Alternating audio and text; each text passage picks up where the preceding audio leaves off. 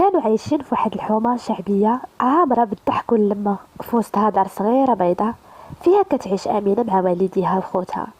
أمينة كانت واحد البنت اللي حشومية وعاقلة، ولكن زوينة بزاف بعيون كبار كيعكسوا البراءة والطيبة. قدام دارهم كان ساكن أمين ولد الجار وصديق الطفولة ديالها، وهما بحال التوأم كيلعبوا مع بعضياتهم، كيمشيو للمدرسة مجموعين، حتى القراية ديالهم كيديروها في الدار ديال واحد فيهم.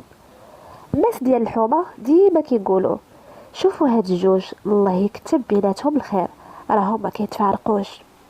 امينه كانت غير كتشوفو كتحمار، اما امين كيضحك ويقول ليها اكيد الناس باش تصدقيهم نخطبك من دار. كتجاوب خجل ولكن امين راه باقي صغير.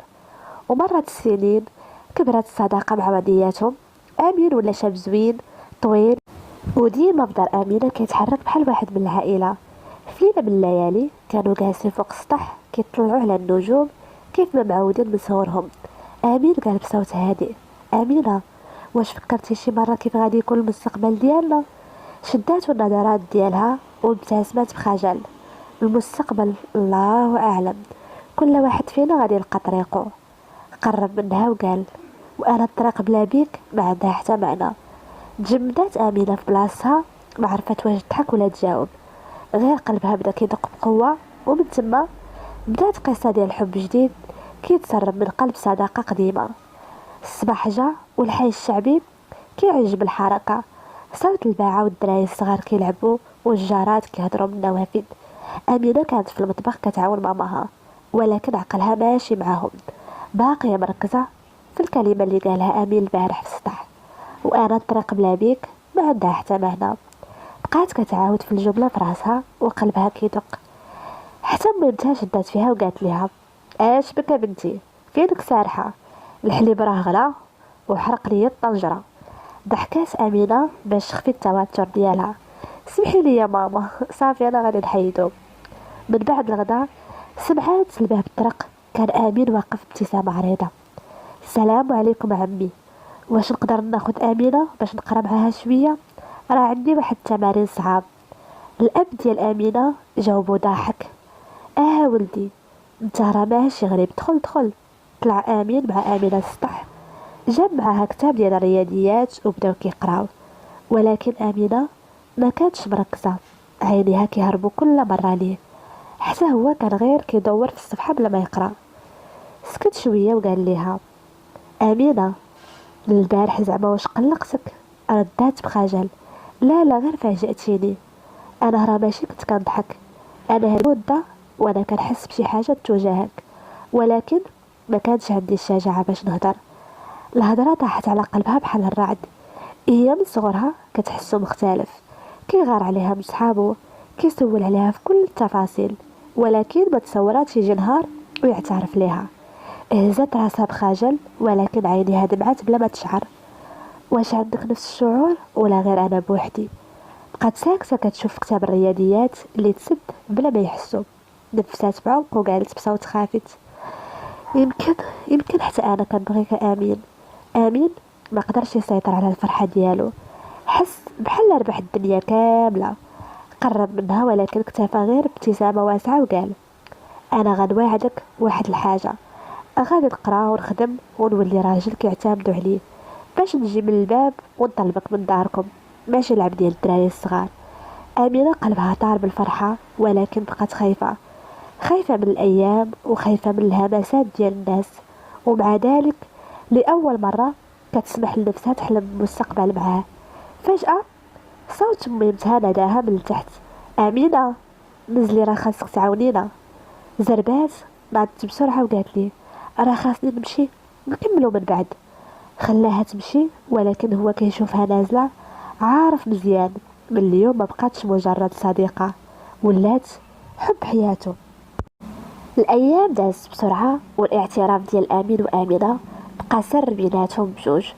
كل مره كيطلعوا للسطح ولاو كيخرجوا يشريو شي حاجه للحومه كيبان في عينيهم السر اللي كيجمعهم، ولكن الدنيا ما كتخليش شي حاجه تدوز بسهوله.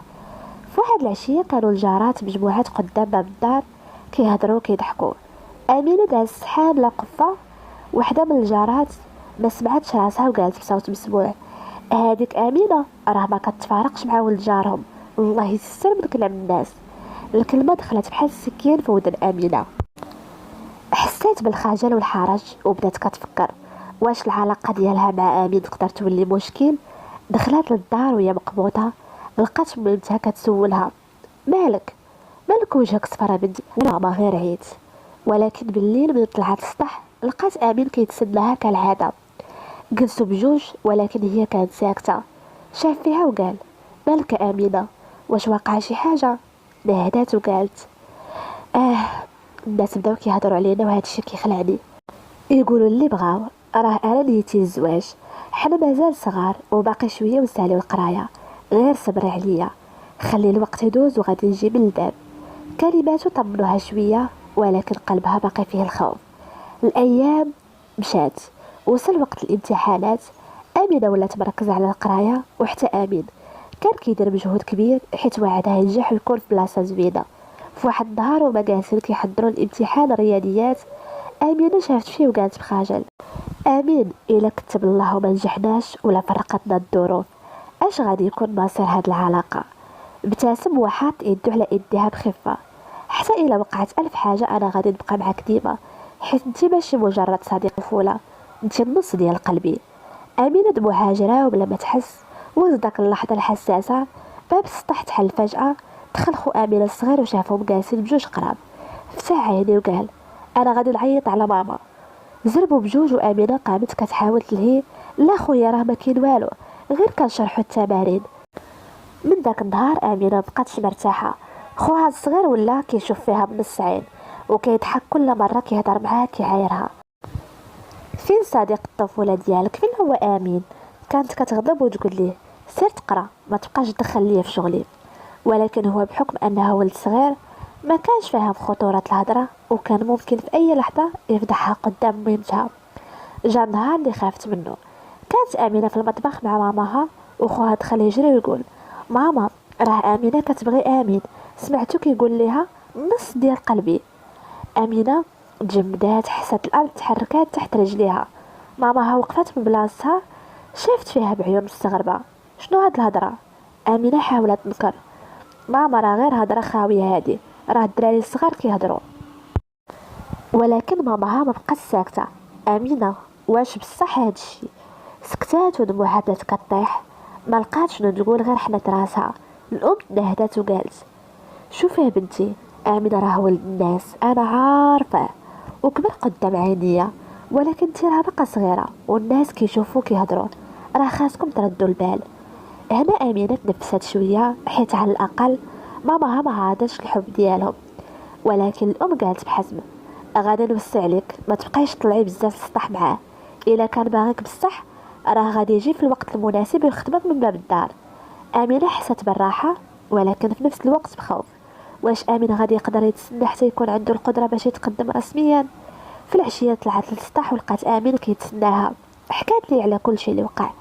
امين رغم المفاجاه ضحك وقال ايوا مزيان باللي عرفت ماماك على الاقل باغاني انا نوعدك انني غادي نجي في نهار من الايام وغنخطبك رسمي. امينه ابتسمت وسط دموعها غير ما تخليش الوقت يفرقنا. الوقت غادي يزيد يقوي حبنا ماشي يفرقنا. ولكن في هذه اللحظه ما كانوش عارفين ان القدر مخبي لهم مفاجآت اصعب بزاف. الايام دازت شويه هاديه، خصوصا بعد ما مامة امينه عرفت بالحكايه وما قالتش حتى شي كلمه خايبه. ولكن الدنيا ما كتعطيش السهل. في واحد النهار كانوا جالسين في السطح كيقراو، حتى سمعوا الصوت عالي جاي من التحت. خرجوا يشوفوا، لقاو بات امين كيهضر مع بات امينه قدام باب الدار. الصوت كان باين فيه غضب.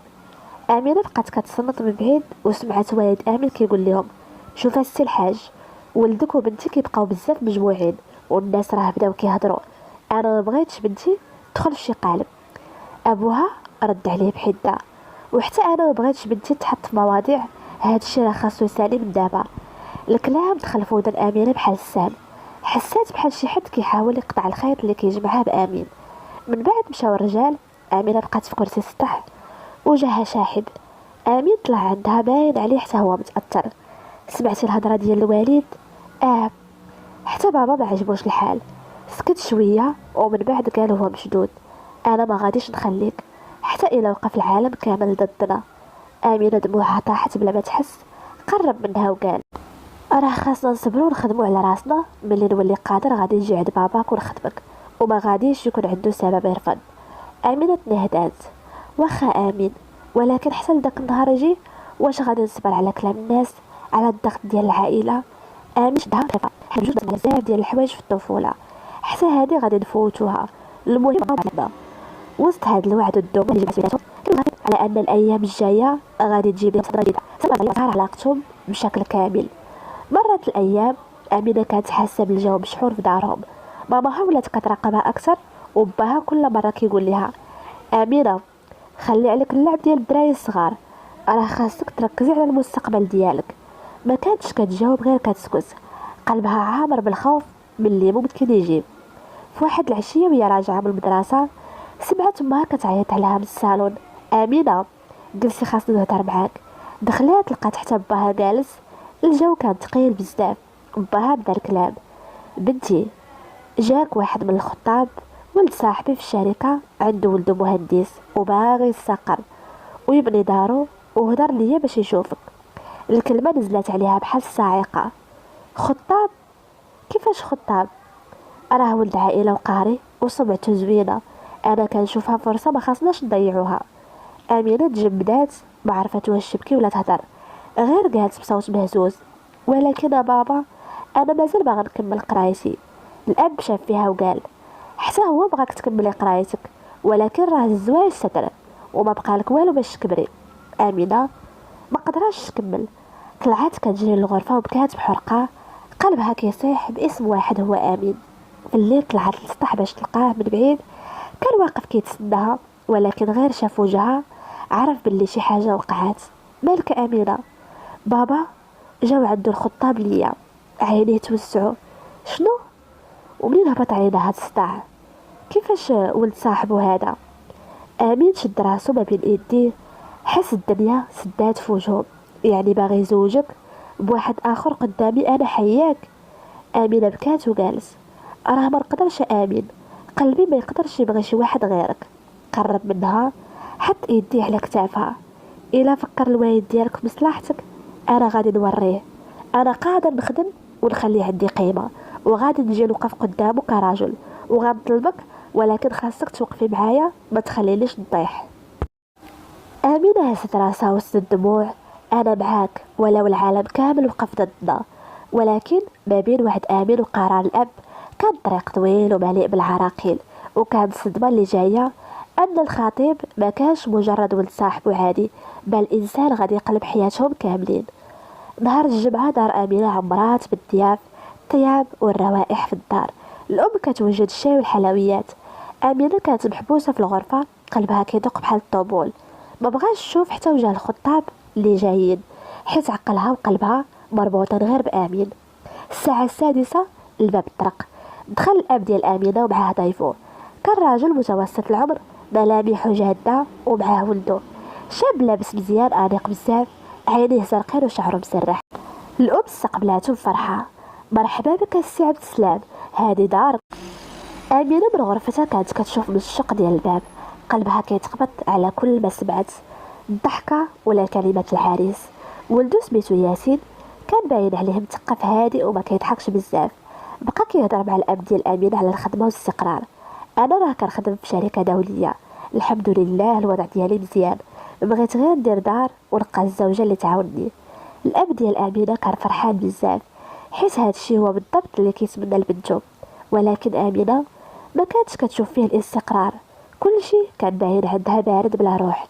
بالليل ملي مشاو الضياف، الاب نادى على بناتو وقال: اجيو هنا، اجيو تسمعوا. شنو رايك امينه؟ امينه بقات ساكته، ما خرجت منها حتى كلمه. خوها الكبير تدخل وقال: بابا، راه السيد باين عليه ولد الناس، ما غاديش تلقى حسن منه. الاب هز يدو وقال: ايوا هادي راه قسمه ونصيب. امينه دخلت الغرفه ديالها، دموعها ما حبساتش. شدات الهاتف وكتبت رساله لامين: امين، جاو عندنا الخطاب وكل شي فرحان به الا انا. جاها الجواب بسرعه: ما تخافيش، انا ما غاديش نخليك، الا اضطريت غادي نجي نوقف قدامهم كامل ونقول لهم الحقيقه. أمينة بقات كتشوف في الميساج واخا قلبها ارتاح شوية. عقلها كان عارف أن أمين مازال ما عنده لا خدمة بالسقرة ولا فلوس، واش يقدر فعلا يوقف قدام العائلة؟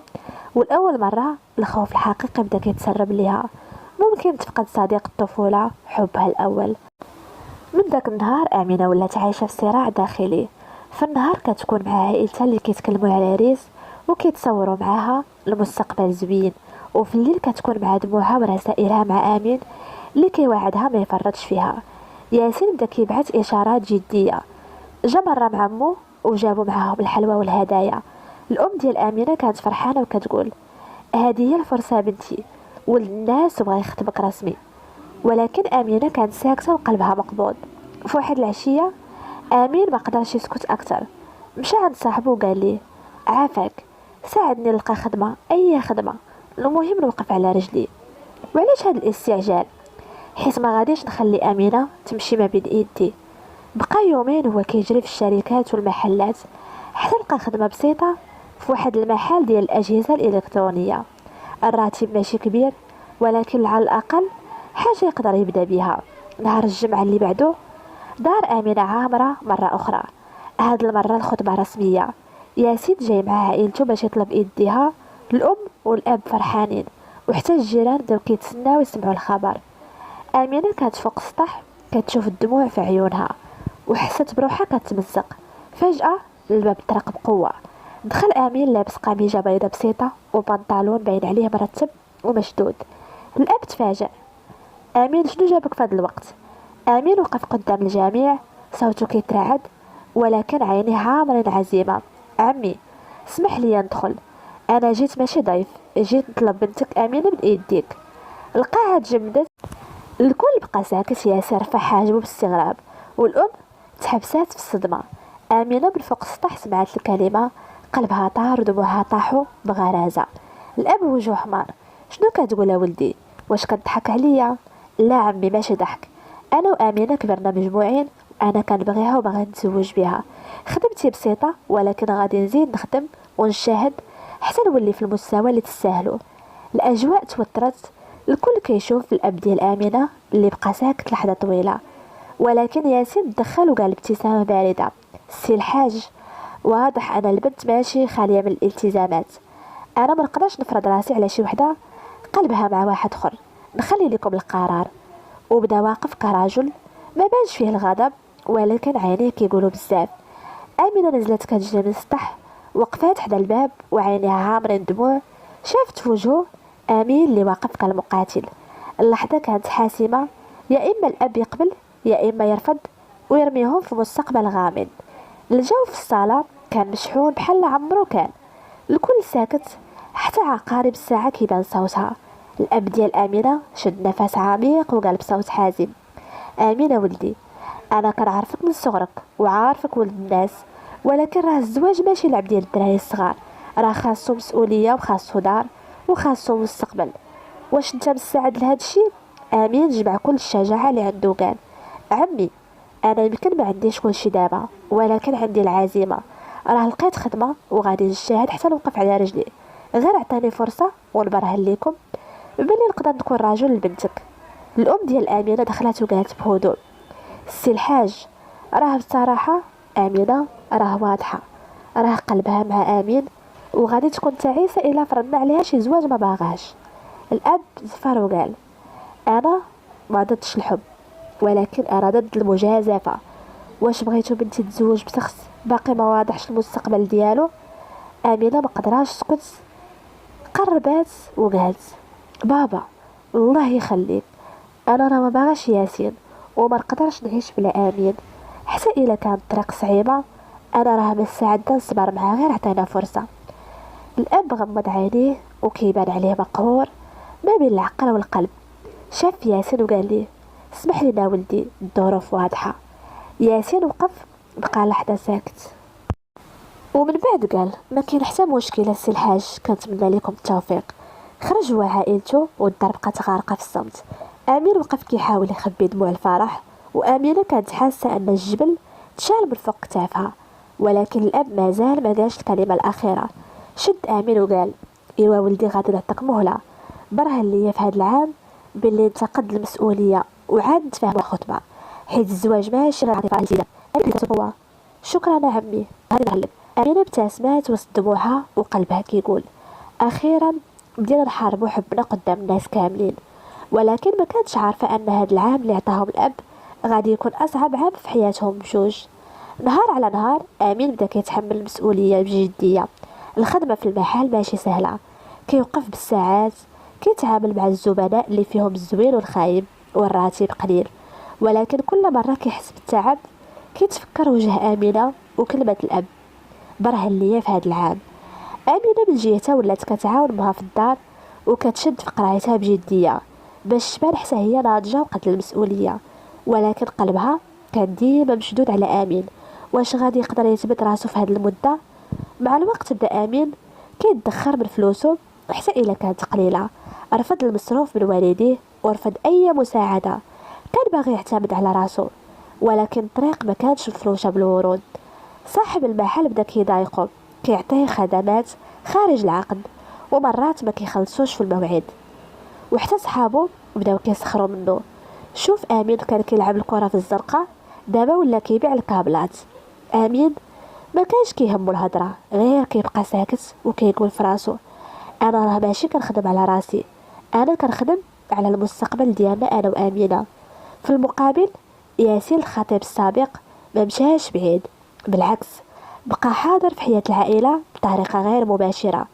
كان كيتلاقى الاب ديال امينه في الشركه وكل مره كيعاود يلمح انا راه مازال كنشوف ان بنتك تستاهل واحد عنده استقرار. هادشي كان كيخلي الاب يرجع يشك واش فعلا امين يقدر ولا غادي يضيع عليا بنتي. اما امينه فكانت واقفه مع امين كيف ما وعداتو، كتساندو بالرسائل والكلمات، وكانت ديما كتقول ليه انا راه مؤمنه بيك حتى الا داروا الدنيا كلها ضدك انا معاك. نهار بعد نهار القصة ولات صراع ديال الصبر وتحدي وقت. ولكن المفاجأة الكبيرة كانت في منتصف العام. امين جا عرض جديد من واحد الزبون، عرض اللي ممكن يقلب حياته وحياة امينه كامله. وسط التعب والضغط اليومي امين جا عنده واحد العرض اللي قلب ليه الموازين. زبون كبير من الشركه عرض عليه التدريب لمده شهر في واحد المدينه كبيره مع وعد بالترقيه بعد النهايه ديال التدريب. اذا نجح الراتب غادي يكون افضل والفرصه باش يثبت نفسه قدام عائله امينه الكبيره. امين جلس مع راسو، قلبه ما بين الفرح والخوف. الا قبلت هاد الفرصه غادي نكون بعيد على امينه شهر كامل، واش غادي نقدروا نصبروا على الغربه؟ ولكن في الاخير قرر هاد الشهر غادي يكون الاستثمار ديالي وحبي لامينه، كل تعب وكل تضحيه غادي يكونوا لينا. مشى عند امينه باش يقولها ليها. كانوا جالسين في السطح، الشمس كتغيب والجو شاعري. امينه جا عندي واحد العرض في مدينه كبيره، تدريب شهر كامل ومن بعد ممكن نولي عندي مستقبل افضل، وبغيتك تعرفي قبل ما ناخد اي قرار. امينه شافته بعينيها وقلبها عامر بالفخر. انا معك امين، مشى غير شهر وانا معاك، انا معاك حتى لاخر يوم ديال حياتنا. امين حس براحه كبيره وحط يدو على كتفها. وهذا الشيء كامل غادي يكون باش نثبت لعائلتك وليكم كاملين انا نقدر نكون الراجل اللي يستحقك. ولكن ما كانوش عارفين ان هذه الرحله الشهريه غادي تجيب لهم صعوبات ما غيتخيلوهاش، الغربه، الاغراءات، الضغط ديال العمل، وحتى الشائعات في الحومه اللي ممكن تهدد العلاقه ديالهم. امينه حست بالخوف ولكن وعدت راسها حتى الا كان صعيب انا غادي ننتظر امين ونقوي حبنا. امين مشى والقلب ديال امينه كيبكي عليه، ولكن في نفس الوقت كيبني امل كبير. حبهم بدا كيتختبر بالجديه لاول مره. امين وصل لمدينه كبيره، كان كل شيء جديد عليه، الشوارع والناس، العمل والتدريب كان صعب بزاف والضغط اليومي كبير. كل يوم كيوقف قبل الفجر باش يوصل الخدمه في الوقت وكيخرج متاخر في الليل. في المحل الزبناء كانوا مختلفين، بعضهم صعب وبعضهم ما كيحترمش الشاب الجديد. زملاء في التدريب بداو كيسخروا منه كيقولوا شوف امين ولد الحومه الصغيره دابا في مدينه كبيره واش غادي يصمد؟ امين كان ساكت، ولكن كل ليله هو في الغرفه كيكتب لامينه حبيبتي كل يوم صعيب ولكن كل تعب كنديرو باش نبني مستقبلنا، صبري عليا. امينه كانت كتجاوبو بكلمات دعم. انا معاك، كل خطوه كتقربنا ببعضياتنا وما غنخلي الشك يدخل بيناتنا. بغيتك تبقى اقوى، ولكن ما كانش غير التعب المادي.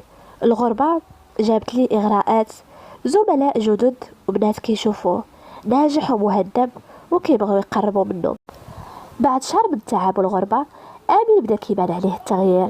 الخدمة ولات أسهل شوية، المدير بدا كيثني عليه قدام زملائه والراتب بدا كيرتفع تدريجيا. ولكن الحاجة اللي كانت صعبة عليه أكتر هي التواصل مع آمينة. كل ليلة كيتلاقاو في المكالمات، ولكن القلب كيحتاج اللمس والبعد كان صعيب عليهم. واحد النهار المدير عيط عليه وقال: آمين، كاين مشروع كبير للشركة، بغيتك تمثلنا قدام المستثمرين. هاد الفرصة راه مهمة واش مستعد؟ آمين خاف شوية، ولكن في الداخل قال: هذه فرصتي باش نبين للناس والآمنة أنني قادر. قبل التحدي حضر العرض ديالو ودرب كلامه وقرا كل التفاصيل. نهار المشروع وقف قدام المستثمرين قلبه كيخفق، ولكن بدا العرض ديالو كيبين العلم والثقة والأسلوب ديالو البسيط. المستثمرين صفقوا والمدير شادو على الكتف وقال: مبروك يا ولدي، تبتي راسك. بعد ما رجع امين من الغربة بدا كيشعر بالثقة الكبيرة في النفس. كان عارف ان الوقت دابا هو المثالي باش يمشي عند الاب ديال امينة ويطلب ايديها رسميا. نهار السبت مشى عند الدار والجو كان هادئ. الام ديال امينة استقبلته بفرحة: مرحبا بك يا ولدي، دخل دخل. امينة كانت جالسة عينيها عامرة الدموع. الفرح كتبت له بالرسالة: انا معاك، دابا هو وقتك. امير جلس قدام الاب، شد نفس عميق وقال: سي الحاج، انا جيت اليوم نطلب ايد امينة رسميا. بغيت نثبت لك انني نقدر نكون الرجل اللي كيستحقها. الاب شاف فيه بعين نقدية وقال: امين، شفتك قبل شهر في الغربة وانت صغير وما عندكش خبرة كبيرة، كيفاش نعرف انك قادر على تحمل المسؤولية ديال الزواج؟ امين خرج من جيبه ورقة فيها كل الانجازات ديالو في المدة اللي فاتت، التدريب والعرض والراتب اللي بدا كيزيد وكل الخطط اللي وجد باش يوفر بيت مستقبلي والآمال الآمنة. شوف السي الحاج، هادشي كامل درتو باش نثبت لك انني قادر، وخاصك تعرف ان قلبي راه كيكمل قلب آمنة، ما غاديش نخليها نهار واحد تعيسة. الاب بدا كيتامل الورقه والكلام ديال امين. الام ديال امينه دخلت وقالت: انا راه كنشوف فيه الجديه، ما نقدرش نخفي عليك، بنتي راه كتبغيه من صغرها. الاب بقى ساكت لحظه طويله ومن بعد ابتسم وقال: واخا، لكن بغيتك تعرف الزواج راه ماشي غير حب، راه مسؤوليه كبيره وخاصك تكون واقف قدامها في كل الظروف. امين هز راسو وقال بحزم: ايه يا عمي، غادي نكون ديما واقف قدامها ونخليها تعيش حياة اللي تستاهل. امينه اللي كانت واقفه قريبه من الباب ما قدرتش تحبس دموعها، جرات لعندو وحضناتو وقالت بصوت مبحوح: شكرا امين، كنت كنحلم بهذا النهار ودابا تحقق. الاب ضحك وقال: ايوا بنتي، دابا ممكن نخطبوكم رسميا، ولكن ما تنسوش المسؤوليه. كانت اللحظه اللي كتحلم بها امينه من الطفوله، حبها الاول، صديقها، قربوا ولاو رسميا.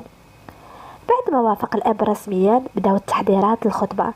أمينة وأمين كانوا فرحانين بحال الأطفال، كل نهار كيحضروا مع بعضياتهم، كيختاروا الملابس والديكورات وحتى قائمة الضياف. أيام قبل الخطبة أمين فكر في الطريقة باش يفرح أمينة أكتر. مشى وقال: حبيبتي، بغيت نهديك شي حاجة باش تعرفي أن هاد الحب ديما غادي يكون حقيقي. أمينة ابتسمت وقالت: آمين، كل شيء اللي درتيه حتى لدابا هو أكبر هدية. نهار الخطبة داروا مراسم بسيطة وجميلة بحضور العائلة والأصدقاء المقربين. آمين وقف قدام آمينة قلبه كيخفق، ولكن عينيه كتعكس الحب والوفاء.